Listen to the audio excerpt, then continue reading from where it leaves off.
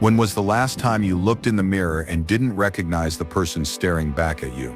That moment when your eyes meet your reflection and something inside whispers, "This isn't really me." Have you ever found yourself exhausted from living a life designed to please everyone else? The endless compromises, the constant adaptations, the perpetual self-betrayal that's become so normal, you barely notice it anymore. You smile when you're expected to smile. You offer help when you're already drowning. You say yes when every cell in your body is screaming no. And in those rare moments of silence, when the world finally quiets down, there's that unsettling feeling. A void, a question mark hovering over your entire existence. Who am I when I'm not being who everyone needs me to be? This isn't just your struggle. This is the universal human dilemma that Carl Jung, one of the greatest scholars of the human mind, recognized as the core of our psychological suffering. The sacrifice of the self on the altar of external expectations. Today, we're going to explore what happens when you finally choose yourself above all else, not from a place of selfishness or narcissism, but from a place of profound psychological necessity. Because what Jung understood, what he devoted his life to articulating, is that choosing yourself isn't just an act of self-care, it's an act of psychological survival. It's the beginning of becoming whole. The truth is, most of us have been trained from birth to prioritize others' perceptions over our own inner knowing, to value external validation more than internal truth, to fear disapproval more than we fear self-betrayal. Ask yourself, how many decisions have you made today alone that were influenced by what others might think? How many times have you adjusted your authentic response to fit what was expected of you? This isn't a small thing. This isn't trivial. This is the battlefield where your soul is fighting for its life. Carl Jung believed that this external focus, this constant turning away from the self, creates what he called psychic fragmentation. You become divided against yourself. The person you present to the world grows increasingly distant from who you actually are. And this distance, this gap, this is where anxiety lives. This is where depression takes root. This is where meaninglessness flourishes. What if I told you that the exhaustion you feel isn't from doing too much, but from being too little of who you really are? That the heaviness weighing on your chest isn't the burden of responsibility, but the burden of self-denial. The masks we wear for others, what Jung called personas, were never meant to become our identity. They were designed as interfaces, as social tools, but somewhere along the way, many of us forgot we were wearing masks at all. The moment you realize you've been living through these personas, these carefully constructed versions of yourself, designed to maximize acceptance and minimize rejection, is the moment you stand at the threshold of a profound psychological awakening. Because beneath these masks, buried under years of compromise and adaptation, lies your authentic self, waiting, watching, whispering through dreams, through unexpected emotions, through inexplicable yearnings that seem to make no rational sense. This isn't about becoming selfish. This is about becoming real. To understand what happens when you finally choose yourself, we need to understand the psychological mechanisms that have kept you from doing so until now. And here Jung's insights illuminate the path with remarkable clarity. First, there is the shadow, perhaps Jung's most powerful and misunderstood concept. The shadow isn't merely your dark side, it's everything about yourself that you've disowned, denied, and pushed into the unconscious. Not just your aggression or your sexuality, but often your power, your brilliance, your right to exist without apology. Ask yourself, what parts of me have I pushed into darkness to maintain relationships with others? What aspects of my true nature have I labeled as unacceptable? The shadow contains not just what's dark, but what's too bright for others to handle. Your ambition, your intensity, your passionate nature that might overwhelm those who prefer you small and manageable. When you choose yourself, you begin the courageous work of shadow integration, bringing these disowned parts back into consciousness, not to act them out unconsciously, but to acknowledge them consciously, to reclaim their energy, to become whole. Then there is projection, the psychological mechanism where we see in others what we cannot or will not see in ourselves. The traits that irritate you most in others, They're often the exiled parts of your own psyche, crying out for recognition. The judgment you fear from others is, at its core, the judgment you direct toward yourself. The rejection you anticipate is the rejection you've already enacted internally. This isn't about them, it's about you. What if I told you that choosing yourself means withdrawing these projections? That it means recognizing that the harshest critic you'll ever face already lives within your mind? That true freedom begins when you realize the prison you've been living in was largely self-constructed. Jung wrote extensively about individuation, the process of psychological integration, where the conscious and unconscious aspects of personality are brought together. Not to eliminate the unconscious, but to establish a working relationship with it, a dialogue, a dance. The truth is, choosing yourself isn't a single decision. It's a commitment to this process of individuation, this journey towards psychological wholeness that unfolds over a lifetime. It's deciding that the relationship between your conscious mind and your unconscious depths is the most important relationship you'll ever navigate. The unconscious mind speaks to us constantly through dreams, through slips of the tongue, through persistent patterns we can't seem to break, through attractions and repulsions that defy logical explanation. But we've been taught to ignore these messages, to dismiss them as irrational, unimportant, even dangerous. What happens when you finally choose yourself above all else is that you begin to listen to these messages, to take seriously the communications from parts of your psyche that operate beyond the reach of conscious awareness. Carl Jung believed that the unconscious isn't some primitive basement of the mind, but a source of profound wisdom, often wiser than our conscious thinking. It contains not just personal material from your individual life, but what Jung called the collective unconscious, the shared psychological inheritance of humanity. And within this collective unconscious dwell the archetypes, universal patterns and symbols that appear across cultures, across time: the mother, the father, the hero, the shadow, the self. These aren't merely literary concepts, they're psychological forces that move through your life, whether you're aware of them or not. Ask yourself, which archetypal patterns am I living unconsciously? Am I the eternal caretaker, the martyr, the people pleaser? Am I caught in the hero's need to save everyone but myself? When you choose yourself, you begin to work consciously with these archetypal energies, rather than being unconsciously controlled by them. You recognize when you're acting from an archetypal pattern, rather than from your authentic center. The moment you realize that much of what you've called my personality is actually a collection of archetypal responses and adaptations, this is the moment real choice becomes possible. This isn't about ignoring archetypes, it's about engaging with them consciously. This isn't about escaping patterns, it's about selecting them intentionally. The truth is, the internal weather of your psyche, your emotional storms, your psychological seasons, is influenced by forces far deeper than daily events. When you choose yourself, you begin to recognize these deeper currents, to work with them rather than against them. You stop blaming yourself for emotions that arise from the collective level of the psyche. You develop compassion for the archetypal journeys you're navigating, and in this recognition, in this compassion, something remarkable happens. You begin to feel less alone. There is a moment in this journey, and it's unavoidable, when you must confront a painful truth. You have participated in your own diminishment. This isn't about blame. This isn't about shame. This is about responsibility.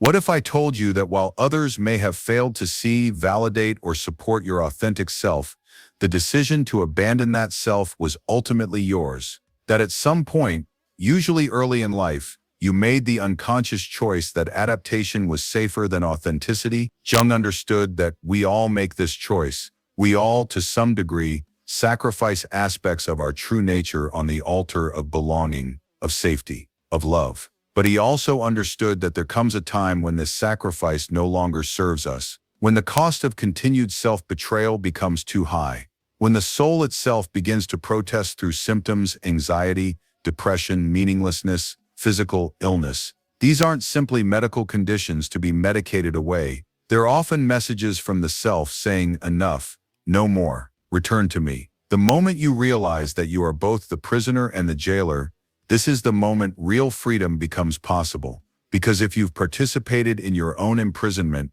you can participate in your own liberation. Ask yourself, what agreements have I made with others, spoken or unspoken, about who I'm allowed to be? What parts of myself have I agreed to silence, to diminish, to hide, in order to maintain relationships that may not actually serve my highest good? This is where the breadcrumbs lead back to yourself. This is where the path of individuation begins in earnest. The truth is, choosing yourself requires grieving. Grieving the years spent in self-betrayal, grieving the relationships that may not survive your authenticity, grieving the comfort of unconsciousness that you can never fully return to once you've awakened. But on the other side of this grief lies something precious, the possibility of living from your center rather than from your circumference. The possibility of relationships based on truth rather than accommodation. The possibility of discovering what Jung called the self, the organizing center of the total personality, beyond the limited ego. There is a turning point in this journey, a psychological Rubicon, when you make the conscious decision that your relationship with yourself is more important than any external relationship. Not because other relationships don't matter, but because without a genuine relationship with yourself, all other relationships become compromised, contaminated by projection, by unconscious needs, by the desperate search for outside what can only be found within. Carl Jung expressed this profound truth when he wrote, "Your vision will become clear only when you can look into your own heart. Who looks outside dreams, who looks inside awakes." The moment you decide to awaken, to turn your gaze inward with the same intensity and commitment you've directed outward for so long, everything begins to shift. Not immediately, not dramatically, but fundamentally. Because when you choose yourself above all else, you're not choosing a static entity. You're choosing a process, a relationship, a dialogue between your conscious mind and the vast, largely unexplored territory of your unconscious. What if I told you that this choice to prioritize this inner relationship above all others is the single most important choice you'll ever make, that it determines not just your psychological health, but the authenticity of every other relationship in your life? Ask yourself, what would change if I committed to this inner relationship with the same dedication I've given to external relationships? What would happen if I listened to my own truth with the same attentiveness I've given to others' opinions? The truth is, choosing yourself isn't a destination, it's an ongoing practice, a commitment to psychological integrity that must be renewed with each decision, each interaction, each moment that asks you to choose between external approval and internal truth. And this practice changes everything. When you finally choose yourself above all else, you begin a journey into territory both dangerous and sacred. You cross thresholds that most never approach. You enter realms of psychological experience that our culture provides no maps for, but you don't go unprepared. You go with the insights of those who've walked this path before, with the wisdom Jung articulated through decades of deep exploration of the human psyche, and most importantly, you go with your own inner compass, the authentic core of your being that has been waiting perhaps for years for you to turn toward it, with real attention, real commitment, real love. In the next part of our exploration, we'll discover what begins to unfold when you make this radical choice, the resistances you'll encounter, both from within and without, the synchronicities that appear to guide your way, the relationships that transform or dissolve as you inhabit more and more of your authentic being. Because choosing yourself above all else isn't the end of a journey, it's the beginning. When you begin to choose yourself above all else, something immediate and predictable happens. You meet resistance, fierce, multi-layered resistance from directions you may not have anticipated. First, there is internal resistance, the psychological immune system that Jung recognized as a natural response to change, even positive change. Parts of you will fight to maintain the status quo, even if that status quo involves suffering, because the familiar pain is less frightening than the unknown potential. Ask yourself, What stories do I tell myself about why I can't change? What internal narratives keep me locked in patterns that no longer serve me? These aren't just thoughts. These are psychological defenses, complex systems designed to prevent the psychic reorganization that choosing yourself requires. The inner critic intensifies its accusations. The voice of reason presents all the logical arguments for remaining small. The internalized expectations of family, culture, religion, all rise up in protest against this revolutionary act of self-prioritization. What if I told you that this resistance isn't a sign you're doing something wrong, but absolute confirmation you're doing something right? That this psychological backlash occurs precisely because you're approaching something valuable, something essential to your wholeness. The truth is, the parts of your psyche that benefit from the old arrangement, the adaptations, the people-pleasing patterns, the avoidance of conflict, these parts don't relinquish control without a fight. Jung called this the regressive restoration of the persona, the attempt to retreat back into familiar but limiting patterns when the process of individuation becomes challenging. Then there is external resistance, because when you begin to choose yourself, you disrupt an entire system of relationships that has been built around who you used to be. Some people will support this evolution, others will resist it with surprising intensity, not because they're malicious, but because your transformation threatens the psychological agreements, mostly unconscious, that have defined your relationships. As Jung observed, individuation isn't just an internal process, it has profound social implications. It changes how you relate to others because it changes who you are in the relationship. The moment you realize that some relationships in your life are conditional upon you remaining small, upon you prioritizing others' comfort over your own truth, is a moment of profound disillusionment and necessary grief, because choosing yourself sometimes means losing people who can't or won't accommodate your authentic being. This isn't about blame, it's about recognition. It's not that these people are villains in your story. It's that not all relationships are designed to support individuation. Some are built specifically to prevent it, to keep both parties safely within the confines of unconscious collusion, of mutual limitation. As the journey deepens, you encounter your shadow in ways both challenging and liberating. You begin to recognize how much energy you've expended keeping parts of yourself in the dark, denying them, suppressing them, projecting them onto others. Carl Jung believed that shadow integration, the process of acknowledging and assimilating these disowned aspects of the self, is essential to psychological wholeness.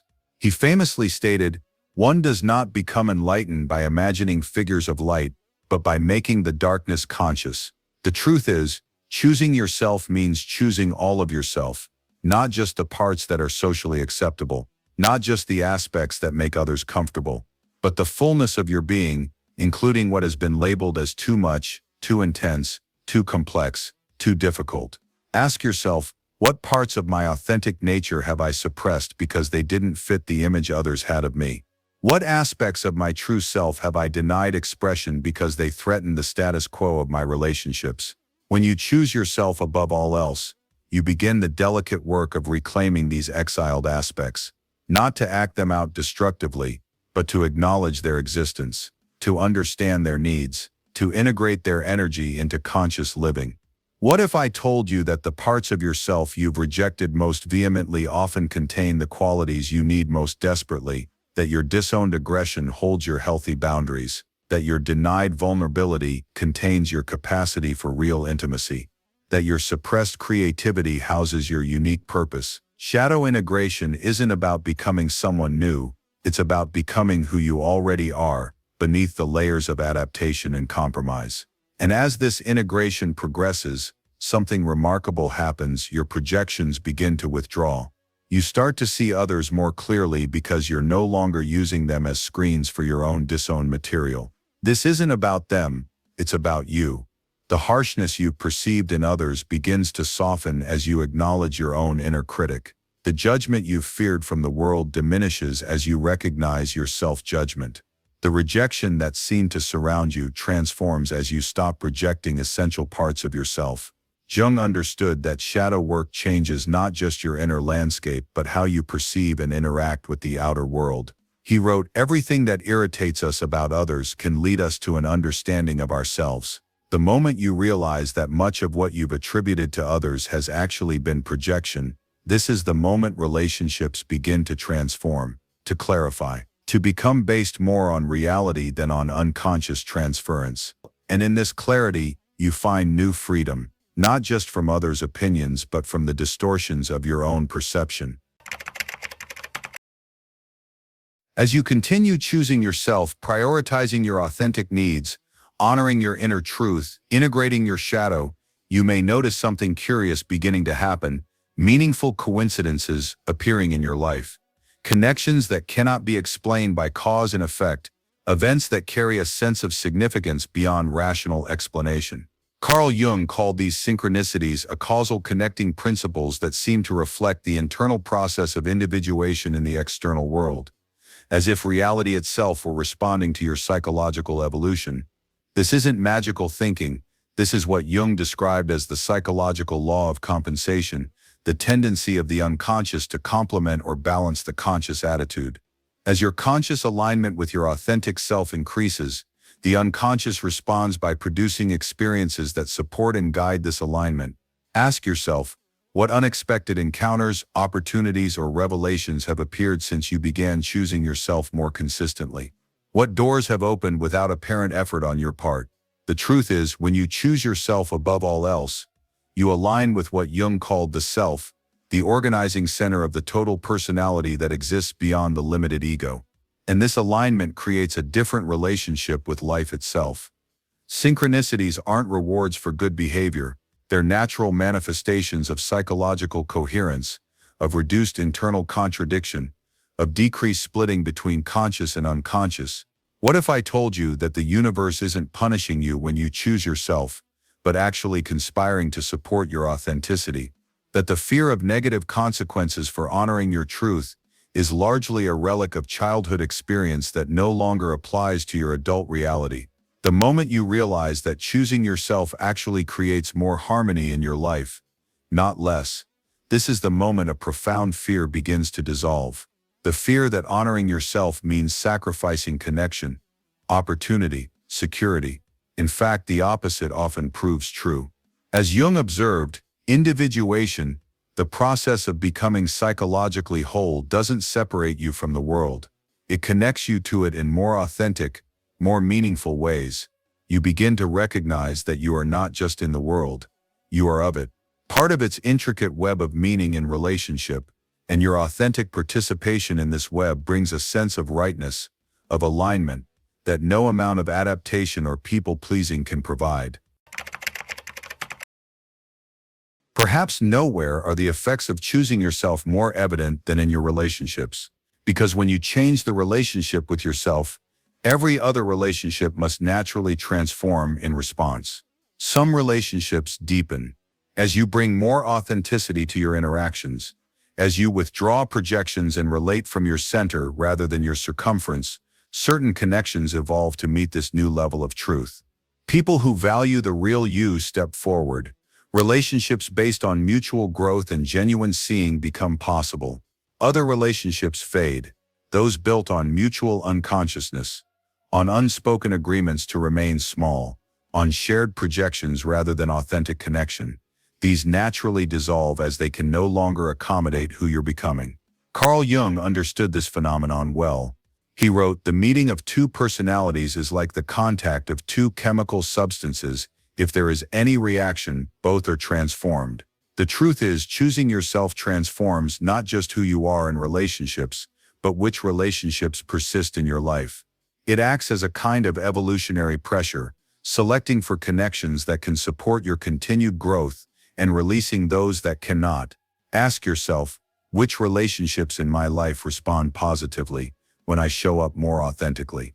Which seem threatened by my self-trust, my boundaries, my increasing alignment with my own truth? This isn't about categorizing people as good or bad. It's about recognizing natural compatibility with your authentic self. It's not that some people are villains and others heroes in your story. It's that different relationships serve different purposes in the journey of individuation. Some act as mirrors, reflecting back disowned parts of yourself. Others serve as witnesses, holding space for your emergence. Still others function as catalysts, triggering necessary growth through conflict or challenge. What if I told you that choosing yourself doesn't mean abandoning others, but actually brings you into truer, more meaningful connection? That the apparent selfishness of self-prioritization ultimately serves everyone involved by replacing inauthentic accommodation with genuine relationship.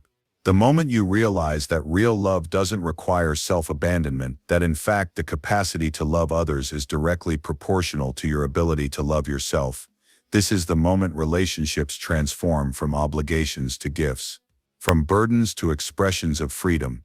As Jung noted, where love rules, there is no will to power, and where power predominates, there love is lacking. The one is the shadow of the other. Choosing yourself isn't about exercising power over others. It's about stepping into the love that becomes possible only when coercion, even self-coercion, ceases. As the journey of choosing yourself deepens, something remarkable often emerges: creativity.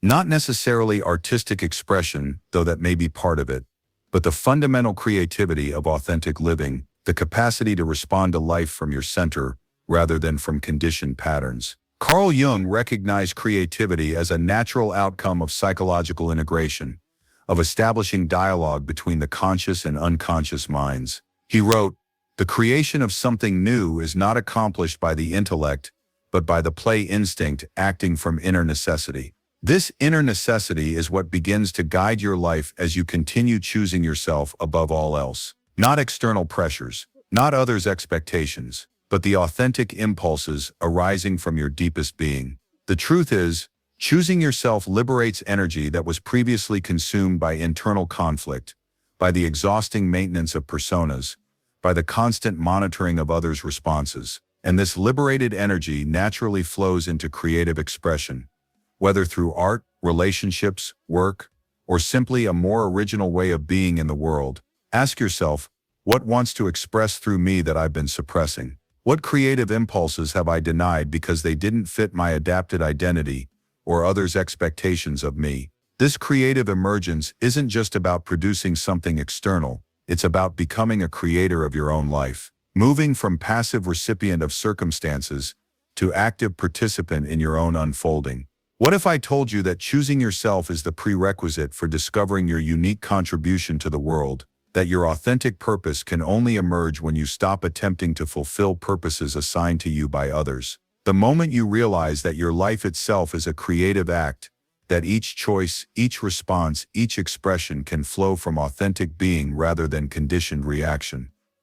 This is the moment a profound shift in orientation occurs, from living for others to living from yourself. This doesn't mean ignoring others' needs or perspectives. It means responding to them from a place of internal coherence rather than fragmentation, from centered presence rather than anxious accommodation. Jung believed that this kind of authentic living, this creative response to existence, is what humanity most needs from each individual, not conformity, not adaptation, but the unique expression that can only emerge through the process of individuation. He wrote, "The privilege of a lifetime is to become who you truly are, and in choosing yourself above all else, you claim this privilege, not as an act of selfishness, but as the fulfillment of a responsibility to life itself, to become fully what you are, to contribute your unique note to the human symphony." As the journey continues, you begin to experience what can only be described as psychological liberation. The heavy weight of others' expectations, real or imagined, begins to lift. The constant anxiety of potential disapproval diminishes. The exhausting vigilance required to maintain an adapted self gradually relaxes. Carl Jung described this liberation as an outcome of what he called the transcendent function, the psyche's natural movement toward wholeness, toward the integration of conscious and unconscious aspects of the personality. This isn't about achieving perfection. It's about embracing what Jung termed the tension of opposites, the ability to hold contradictions within yourself without splitting, without rejecting parts of your experience. The truth is, choosing yourself means choosing psychological complexity over simplistic adaptation. It means developing the capacity to contain paradox, to be both strong and vulnerable, both independent and connected, both structured and spontaneous. Ask yourself, In what areas of my life am I still trying to fit into oversimplified categories?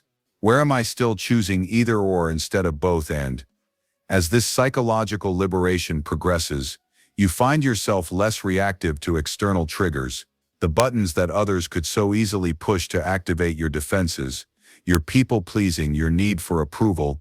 These buttons gradually lose their power, not because you've become unfeeling, but because you've developed what Jung called a standpoint outside the ego, a perspective that can witness your reactions without being completely identified with them. What if I told you that choosing yourself eventually leads not to more selfishness, but to greater capacity for genuine compassion? That when you're no longer desperately seeking validation and security from others, you become able to see them more clearly and respond to them more authentically. The moment you realize that psychological freedom isn't freedom from responsibility, but freedom for responsibility, for the capacity to respond from your center rather than react from your edges. This is the moment a profound shift in your relationship with life itself begins. You move from being primarily a reactor to external circumstance, to being a creator of meaning, of experience, of relationship, not through controlling others or manipulating events, but through the quality of presence you bring to each moment. Jung expressed this liberation beautifully when he wrote, "I am not what happened to me, I am what I choose to become." And in choosing yourself above all else, you claim this power of becoming, not as an act of will or force, but as a natural expression of aligning with your deepest truth. Carl Jung considered the question of meaning central to psychological health. He wrote, "The least of things with a meaning is worth more in life than the greatest of things without it." And he observed that many of the patients who sought his help were suffering not from clinically defined disorders, but from the senselessness and emptiness of their lives.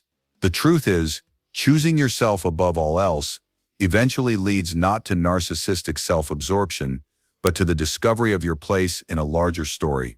Your unique relationship to what Jung called the self, not the ego self, but the organizing center of the entire personality, both conscious and unconscious. This self, Jung believed, has a purpose for your life that transcends ego gratification or social adaptation. And as you continue to choose your authentic being over external demands, this purpose gradually reveals itself, not necessarily as a specific career or role, but as a quality of being you bring to everything you do. Ask yourself, what themes keep recurring in my life, regardless of external circumstances? What values consistently emerge as essential, even when they're inconvenient or challenging to maintain? These recurring themes and persistent values aren't random, they're breadcrumbs leading toward your unique meaning, what Jung might have called your personal myth. What if I told you that choosing yourself ultimately reveals not just who you are, but why you are? That beyond the psychological benefits of integration lies the existential discovery of purpose? The moment you realize that your struggles and challenges haven't been meaningless, that they've been shaping you for a specific quality of contribution only you can make, this is the moment a profound shift in relationship to difficulty occurs. Pain doesn't disappear, but it transforms from something merely to be endured or avoided into something that carries potential meaning, into something that participates in your becoming. As Jung wrote, there is no coming to consciousness without pain, and this pain, when approached with consciousness, becomes not just suffering but initiation. Not just symptom but symbol. This emergence of meaning doesn't eliminate life's difficulties, but it fundamentally changes your relationship to them. You begin to ask different questions, not just how can I avoid this discomfort, but what is this experience trying to teach me? How is it participating in my becoming? And in these questions, in this search for meaning within rather than beyond experience, you discover what Jung considered essential to psychological health, a mythic perspective, the ability to see your personal journey within archetypal patterns that give it context, resonance, significance. As meaning continues to emerge through the process of choosing yourself, something else develops in parallel: inner authority, not the rigid certainty of the ego, but the quiet confidence that comes from consistent alignment with your deeper truth. Carl Jung distinguished between what he called the ego, the center of consciousness, identity, and will, and the self, the organizing center of the total personality, including both conscious and unconscious aspects. And he observed that psychological health involves a particular relationship between these two. The ego recognizing the self as the true authority and aligning with its guidance. The truth is, choosing yourself above all else isn't about elevating the ego to ultimate authority. It's about recognizing an authority deeper than ego, the authority of your authentic being, which includes but transcends rational thinking, social conditioning, and personal preference. Ask yourself, when I'm faced with difficult decisions, where do I look for guidance? Outside myself to experts, authorities, public opinion, or have I developed the capacity to consult my own deeper knowing? This inner authority doesn't develop overnight. It emerges gradually through the process Jung called active imagination, the ongoing dialogue between conscious and unconscious aspects of the psyche, through dreams, through creativity, through moments of synchronicity, through attention to bodily sensations and emotional responses. What if I told you that choosing yourself eventually leads not to isolation, but to a different kind of connection, a connection to wisdom sources within that are actually connected to the collective wisdom beyond the individual? The moment you realize that true authority isn't about forcing your will upon life, but about aligning your will with a deeper current of meaning and purpose, this is the moment a profound shift in your relationship to power occurs. You move from power over the attempt to control life, others, yourself to power with the collaboration with life's unfolding through authentic response. Jung expressed this relationship to inner authority when he wrote, "Who looks outside dreams, who looks inside awakes." And in choosing yourself above all else, you commit to this awakening, this transition from sleepwalking through borrowed beliefs and internalized expectations to conscious participation in your own unfolding. This doesn't mean rejecting all external input or guidance. It means developing the discernment to recognize what resonates with your deeper truth and what doesn't. To distinguish between what Jung called the voice of the collective and the quieter but more essential voice of the self. And as this inner authority develops, a curious paradox emerges. The more firmly you stand in your own truth, the less you need others to validate or confirm it. The need to convince, to prove, to justify gradually diminishes, replaced by a quiet certainty that requires no external verification. As inner authority continues to develop through the process of choosing yourself, it manifests in a quality that affects not just your internal experience, but your impact on others. Authentic presence, not a technique or strategy, but a natural outcome of psychological integration, of reduced splitting between conscious and unconscious, between public and private selves. Carl Jung recognized that individuation, the process of becoming psychologically whole, changes not just how you experience yourself, but how others experience you. He wrote, "The privilege of a lifetime is to become who you truly are," suggesting that authenticity is not merely a personal victory, but a gift to the collective. The truth is, choosing yourself above all else eventually results